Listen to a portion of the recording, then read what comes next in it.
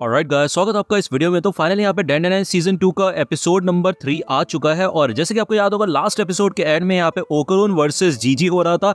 मतलब जीजी के ऊपर ईवल आई ने कब्जा कर लिया था। आपको याद होगा, उसने यहाँ पे एक आत्माओं की बॉल से अटैक किया था और ये दोनों यहाँ पे लड़ रहे होते हैं। अब यार ये तो यहाँ पे इस बॉल का भाई सही इस्तेमाल कर रहा होता है और कह रहा होता है योकाई मॉन्स्टर के नाम पे ना तुम धब्बा हो एक नंबर के, क्योंकि भाई ऑब्वियसली बात है ये इंसानों की मदद कर रहा है। वो मोमो को बचा के यहाँ से भागने लग जाता है और ओकरून यही कहता है कि तुम इससे बेटा बचोगे नहीं। तो यहाँ पे वो भाग रहा होता है कंटिन्यूसली, बॉल उसके पीछे पड़ी हुई होती है, लेकिन फाइनली ये दोनों किसी तरह बच बचा के आगे निकल जाते हैं। अब यार ओकरून कंटिन्यूसली यहाँ पे ऊपर भागने की कोशिश कर रहा होता है, क्योंकि यार इन दी एंड तो उनको ऊपर ही जाना है। ठीक है, यहाँ पे ये लोग देखते हैं कि दीवारों पे ना अलग सी एक चीज बनी हुई है अजीब सी। तो ये यार अर्थवॉर्म वाला जो मॉन्स्टर था ना, उसकी ही करतूत है ये। बेसिकली वो खुद तो जाके छुप गया है और ये जो डेथ वॉर्म्स है इसी के लिए जाने जाते हैं, जिससे कि अपने दुश्मन को कमजोर कर सके। एक तो बिजली से झटका देते हैं और उसके अलावा यहाँ पे ये स्प्रे करते हैं पॉइजनस फ्लूइड्स को। तो बताइए ये जहरीली हवा है बेसिकली, ठीक है ना। यहाँ पे हर जगह ये होते हैं। ये लोग यही सोचते हैं कि इनको जल्दी से जल्दी यहाँ से बाहर निकलना पड़ेगा, लेकिन ये लोग देखते हैं कि जो एग्जिट वाला जो पॉइंट होता है ना, जहाँ से ये नीचे गिरे थे, बहुत ऊपर होता है भाई। अब ये लोग यहाँ पे पहुंचेंगे कैसे। मोमो ये पूछती है कि क्या उसकी कोई वीकनेस नहीं है क्या। तो ओकरून बताता है कि हाँ, उसकी सनलाइट है वीकनेस। अब मोमो सोचती है भाई इतनी बड़ी चीज को बाहर लेके जाएंगे कैसे, और ऊपर से जीजी को भी बचाना है यार, मैं जीजी को छोड़ के यहाँ पे नहीं जा सकती। तो यार ओकरून के पास एक आइडिया आता है। वो यही कहता है कि अगर तुम ऊपर पहुंच जाओगे किसी तरह तो तुम रोप नीचे फेंक के हमें बचा सकती हो, ठीक है। तो तुम्हें सबसे पहले ऊपर जाना होगा। तो मोमो तो पहले मानती रही है, तो ओकरून कहते हैं चिंता मत करो, तुम सबसे पहले ऊपर जाओ, अपने आप को बचाओ, उसके बाद तुम हमें बचा सकती हो, ठीक है ना। और मैं वादा करता हूँ कि मैं जीजी को बचाऊंगा। तो मोमो यहाँ पे वादा करती है कि वो उसको बचाएगी। यहाँ पे ओकरून ट्रांसफॉर्म हो जाता है और वो एक चेयर के ऊपर उसे बैठाता है, मतलब सोफा के ऊपर, और तैयार हो जाते हैं उसको किक करने के लिए। बेसिकली इनका ये प्लान होता है कि मोमो इस सोफा के ऊपर बैठ गई है, नीचे यहाँ पे ओकरून है, वो अपनी फुल स्पीड से यहाँ पे उसे फेंकेगा और ऊपर जाके अपने साइकिक हैंड से दोबारा से जोर लगाएगी मोमो, ठीक है। तो यार ऐसा ही ये प्लान होता है। यहाँ पे ऊपर पहुंचने वाली होती है, लेकिन वो नीचे गिरना शुरू हो जाती है, लेकिन फाइनली वो अपने साइकिक हैंड से इस होल को पकड़ लेती है और ऊपर पहुंच जाती है। तभी यहाँ पे जीजी आ जाता है, यानी कि ईवल आई। ओके, जीजी बोलूंगा इसको भाई, जीजी की बॉडी में, क्योंकि वो ओके। अब जीजी कहता है कि भाई अब आखिरकार तुम मेरे को मिल ही गए। तो ओकरून कहता है मैंने कहा था ना तुम इतनी इजीली बच नहीं पाओगे मुझसे। अब मोमो यहाँ पे आ जाती है, वो रोप वगैरह ढूंढना शुरू कर देती है कि यार कोई ऐसी चीज हो जिसको वो रस्सी की तरह इस्तेमाल कर सके। यहाँ पे कर्टन्स होते हैं, कर्टन्स को फाड़ फूड़ के वो एक रोप बनाने की कोशिश करते हैं, लेकिन वो कुछ ज्यादा नीचे नहीं पहुंच पाती। ओके, अब उसे समझ नहीं आता कि वो क्या करे। तभी उसको अपने बचपन का एक किस्सा याद आता है, जब वो जीजी के साथ थे और एक अर्थ वॉर्म को देख रही थी। तो उसको एक आइडिया आता है, वो यहाँ पे कुछ कॉमिक्स उठाती है और गैस स्टोव ऑन करके भाई घर में आग लगा देती है भाई, और चिल्लाना शुरू कर देती है कि फायर ब्रिगेड बुलाओ प्लीज, मेरी मदद करो, घर में आग लग चुकी है।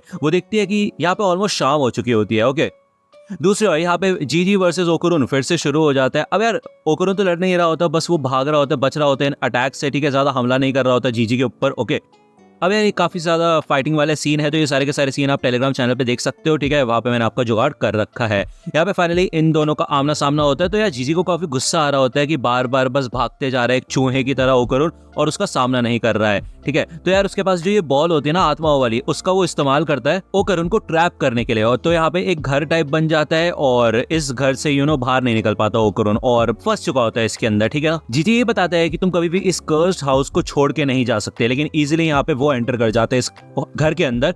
और अब फाइनली यार ओकरून बच के नहीं भाग सकता, तो वो कंटिन्यूसली उसके ऊपर अटैक करना शुरू कर देता है। मुक्के मुक्के मारता है उसके मुंह पे। वो ये कहता है अभी तुम्हारी बात लगाऊंगा, उसके बाद उस लड़की की बारी होगी, ठीक है। अब ये सुनते साथ यार ओकरून तो गुस्सा हो जाता है। वो ये कहता है कि कुछ चीजें जो तुम्हें नहीं करनी चाहिए थी और फिर भी तुमने 3 वो चीजें कर ही दी है। पहली चीज, तुमने मोमो को नुकसान पहुंचाया। दूसरी चीज, तुमने मेरे इकलौते फ्रेंड को अपने कब्जे में ले लिया। जी कभी भी मोमो को खुद नुकसान नहीं पहुंचाता, ठीक है। तो मेरा दोस्त मुझे वापस करो। अब यहाँ पे भाई ओकरून तो सीरियस हो चुका होता है। वो यहाँ पे अपनी ताकतों का इस्तेमाल करके भाई 1 से लेकर 20 तक मुक्के मुक्के बरसाते हैं यहाँ पे जीजी के ऊपर। और भाई 1 से 20 तो निपटा दिए, उसके बाद भी यहाँ पे 3-4 राउंड ऐसे होते हैं, 20-20 मुक्के मारता रहता है। फाइनल राउंड में यहाँ पे वो जो 20वां मुक्का मारता है ना, उससे तो यहाँ पे ये भाई केजी टूट जाता है और भाई जीजी जाके गिरता है दूर। भाई यहाँ पे वाट लगा के रख देता है वो यहाँ पे जीजी की। तो यार ओकरून भी कम नहीं है, बस वो अपनी ताकत का इस्तेमाल नहीं कर रहा था इतनी देर से, ठीक है ना। यहाँ पे उसने अपने फुल थ्रॉटल का इस्तेमाल किया होता है, जिस वजह से यहाँ पे उसकी वाट लगना शुरू हो जाती है। वो यही कहता है कि तीसरी वो चीज थी कि तुमने मेरे को गुस्सा दिलाया, ठीक है। अब यहाँ पे वो नीचे गिर जाता है, उसकी वाट लग चुकी होती है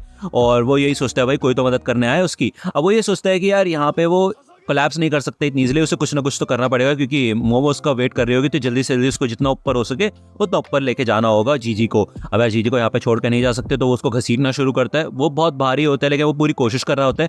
लेकिन तभी ओकरून को कुछ आवाज आती है नीचे से, भाई चिल्लाने की किसी की। हमें दिखाया जाता है यहाँ पे भाई ग्रैनी फंसी हुई होती है बेचारी यार, उसे वो जो चिपचिपी सी चीज नहीं थी अर्थवॉर्म की, उसमें। अब यार वो तो हार मानना शुरू कर देती है, लेकिन तभी यहाँ पे ओकरून उसको बचाने के लिए आ जाता है। यहाँ पे वो कुछ लकड़ी के पीसेस तोड़ के लाता है एक रास्ता बनाने के लिए। वो यहाँ पे आगे आ जाता है, उसको खींचने की कोशिश करता है, लेकिन भाई ये इतनी चिपचिपी होती है ना, वो उसको बाहर ही नहीं निकाल पाता। ग्रैनी बस ये कह रही थी बस गिरना मत गिरना मत गिरना मत, लेकिन भाई वो फाइनली गिर ही जाता है और ये दोनों फिर से यहाँ पे इसी चीज में गिर जाते हैं और वही चिपक जाते हैं। अब यार ग्रैनी कहती है अबे बेवकूफ, तुम्हें पावर किस लिए दिया, पावर का इस्तेमाल करो। तो ओकुरुन कहता है यार मैं 2 बार फुल थ्रॉटल यूज कर चुका हूँ, मैं ट्रांसफॉर्म नहीं हो सकता, मुझे माफ करो, ठीक है। अब ये दोनों यहाँ पे चिल्लाने लग जाते हैं मोमो से मदद मांगने के लिए।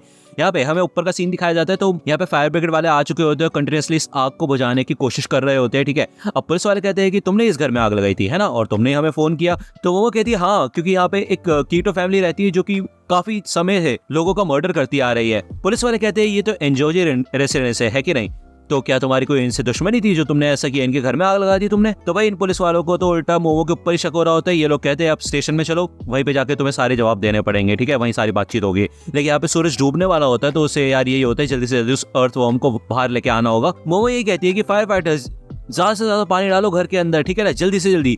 तो यार ये पुलिस वाले उसको पकड़ के लेके जाने लग जाते हैं, लेकिन तभी ये जमीन हिलने लग जाती है और ऐसा लगता है कि भूकंप आने वाला है। हमें दिखाया जाता है ये जो पानी फायर फाइटर्स डाल रहे थे ये सब कुछ होल में जा रहा होता है, ठीक है ना, और ये अर्थवॉर्म फाइनली यहाँ पे घर से बाहर निकल के आ जाता है। अब यार ये अर्थवॉर्म तो इधर उधम मचाना शुरू कर देता है, तो सारे के सारे लोग भाई डर के यहाँ से भागना शुरू कर देते हैं। अब ऑब्वियसली बात है सामने ही सूरज है, तो उसको यहाँ पे जलन होने लग जाती है, सूरज से वो जलने लग जाता है, उसकी वाट लगने लग जाती है। तो यहाँ पे फिर से उसके बचपन का सीन दिखाया जाता है। तो मोमो यहाँ पे जब जीजी के साथ थी तो वो बैठी होती है इधर और एक अर्थवॉर्म इधर होता है। तो जीजी ने बताया होता है कि अर्थवॉर्म्स अपनी स्किन से सांस लेते हैं और जमीन के नीचे रहते हैं, लेकिन जब बारिश होती है ना तो मिट्टी में पानी भर जाता है, जिस वजह से वो ठीक से सांस नहीं ले पाती, इस वजह से वो सरफेस के ऊपर आ जाते हैं। लेकिन इस समय यहाँ पे काफी ज्यादा धूप हो रही है और धूप उनको बिल्कुल भी पसंद नहीं है, इसी वजह से यहाँ पे अर्थवॉर्म मर जाते हैं, ठीक है ना। तो यार ये सिंपल सा लॉजिक था जो मोमो को याद था, यही लॉजिक वो इस बड़े वाले अर्थवॉर्म पे अप्लाई करती है और ये सच में काम भी आता है। यहाँ पे हमें दिखाया जाता है कि ये अर्थवॉर्म इस घर के पीछे छुपने की कोशिश करता है, तो मोमो यहाँ पे इस फायर ट्रक को उठाती है और इस घर को तोड़ देती है अपनी साइकिक पावर से,